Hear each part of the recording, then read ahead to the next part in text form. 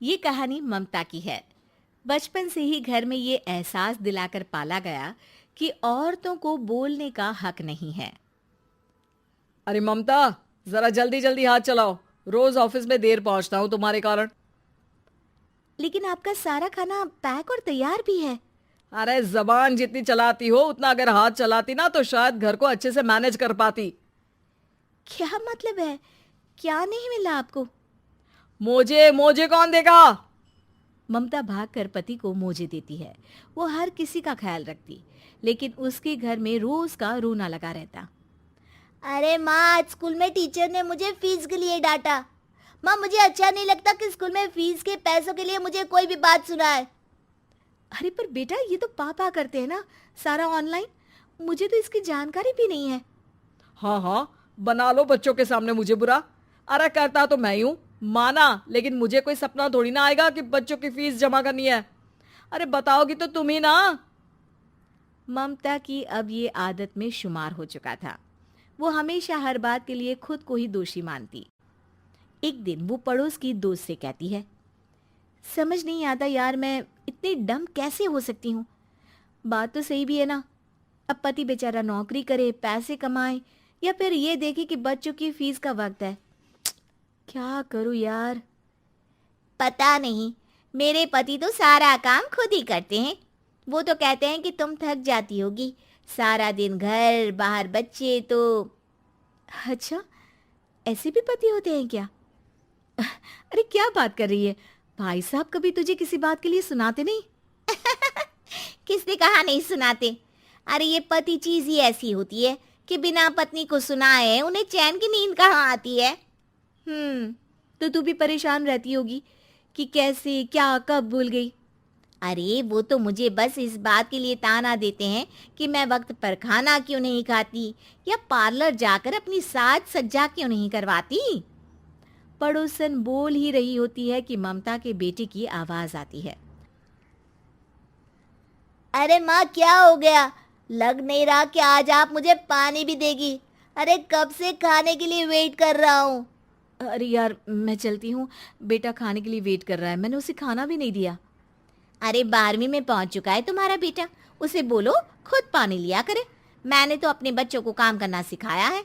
अरे यार, खुद की भी तो कोई लाइफ है। माना जब नहीं कर सकते थे तो किया, लेकिन अब इतने बड़े बच्चों की हर बात मानेंगे तो मुश्किल तो अपने को ही होगी। ममता को पड़ोसन की बात में दम तो लगता है, लेकिन करे क्या, आदत भी तो खुद ही ने डाली थी। ममता घर जाती है कि तभी बेटी आ जाती है। माँ, परसों मुझे एक शादी में जाना है। तेरी वो जो लाल वाली साड़ी है ना, उसे दे देना। मैं आज जाकर टेलर को दे दूंगी, वो उस साड़ी से सूट बना देगा। अरे नहीं नहीं तारा, वो मेरी माँ ने मुझे दी थी और उस साड़ी से मेरी काफ़ी भावनाएं जुड़ी हैं। तुमको ना मैं दूसरी साड़ी दे दूंगी। ओके, कोई बात नहीं, लेकिन आज दे ही देना पक्का। तारा माँ की साड़ी से सूट बनवाकर पार्टी में जाती है, लेकिन जब वो पार्टी से लौटती है, क्या है, मैं तो समझ ही नहीं पा रही हूँ। अरे जब वो साड़ी मांगी थी तो ये छल्ली सी साड़ी क्यों दे दी? मैं ही पागल थी जो इस साड़ी का सूट बनवा लिया मैंने। माँ, जानती भी हो कि कॉलेज में मेरी कितनी हंसी उड़ी। तभी वहां ममता का पति सुनील आ जाता है। अरे गवार औरत, जब बेटी साड़ी मांग रही थी तो दे देती ना। अरे पापा, इनके तो इमोशंस जुड़े थे उस साड़ी से। ममता इतने सब के बाद भी कुछ नहीं बोलती। मेरी बेटी की बेइज्जती हो गई। मैं बिल्कुल बर्दाश्त नहीं कर सकता ये।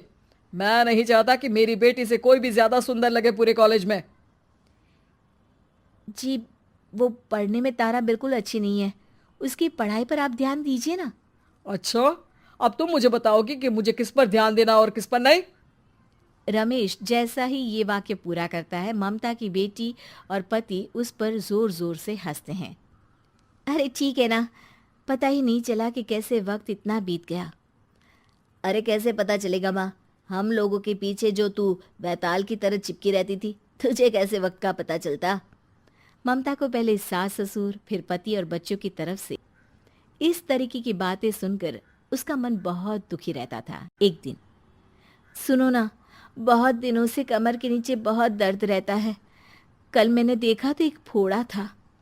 अरे ममता, एक बार अपने पति से बात करो, वो तुम्हारा फोड़ा डॉक्टर को दिखा देंगे। अरे नहीं नहीं, वो तो गुस्सा हो जाएंगे। अरे क्यों गुस्सा हो जाएंगे? तुमको दर्द है? हाँ, लेकिन वो यही बोलेंगे कि ऑफिस जाऊं या फिर तुम्हें लेकर डॉक्टर के पास।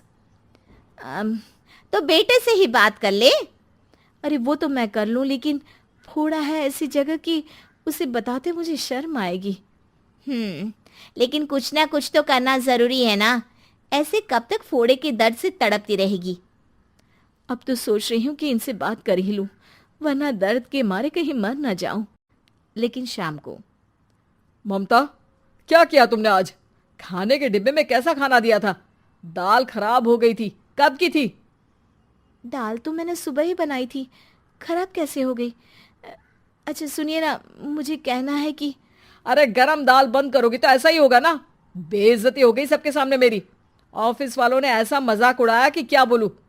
कल से ठीक से खाना देना है तो देना, वरना खाना देना बंद कर देना। बाहर खा लूंगा मैं।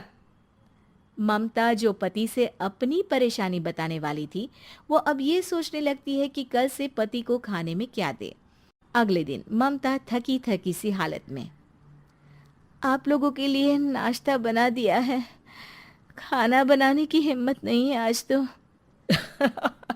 रात भर सोकर थक गई है ना, इसीलिए तो खाना नहीं बना सकती। हिम्मत नहीं हो रही है, मैं बस सोने जा रही हूँ।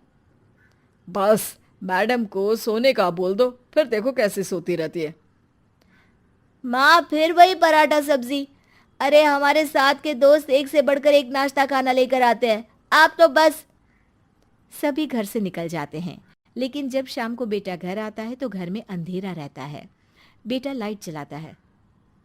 क्या माँ, तुम्हारा भी जवाब नहीं है बिजली का बिल बचाने के लिए? वो बोल ही रहा होता है कि सामने माँ जमीन पर लेटी मिलती है। वो उसके पास जाता है। अरे माँ, क्या हो गया माँ? तभी वहां पड़ोसन आती है। अरे बेटा, तुम्हारी माँ के पैर के पास एक फोड़ा है, जिसके कारण ये लगातार कमजोर होती जा रही थी। मैंने उसे पहले ही कहा था कि घर में बता दो, लेकिन तुम्हारी माँ किसी को तंग करना नहीं चाहती थी। तभी वहां डॉक्टर आ जाता है। अरे इनके ऑर्गन में दिक्कत है, कोई बात है जो इनके मन में खटक रही है। अरे नहीं नहीं, इसके मन में कोई बात नहीं है। कोई काम है नहीं ना इसके पास, सारा दिन बस घर में ही रहती है। देखिए, मैं तो ये नहीं जानता, लेकिन हाँ, इनके मन में हमेशा कोई बात रह जाती होगी, इसीलिए उनकी ये हालत है। अगर आप समय से नहीं ले आते तो हो सकता था कि। अरे नहीं नहीं डॉक्टर साहब, हम पूरी कोशिश करेंगे कि वो ठीक हो जाए। हम लोगों ने अपनी ही परेशानी माँ के सामने रखी, लेकिन किसी ने माँ की दिक्कत को जानने की कोशिश तक नहीं की। हाँ, मैंने भी ममता को हमेशा घरेलू जरूरत से ज्यादा काम का नहीं सोचा था। ममता को होश आता है और वो खुद को अपने बेडरूम में देखती है। वो उठने की कोशिश करती है कि माँ, अब आप नहीं उठेंगी। हम लोग है ना, हम लोग आपको पूरी तरह से खुश रखने की कोशिश करेंगे।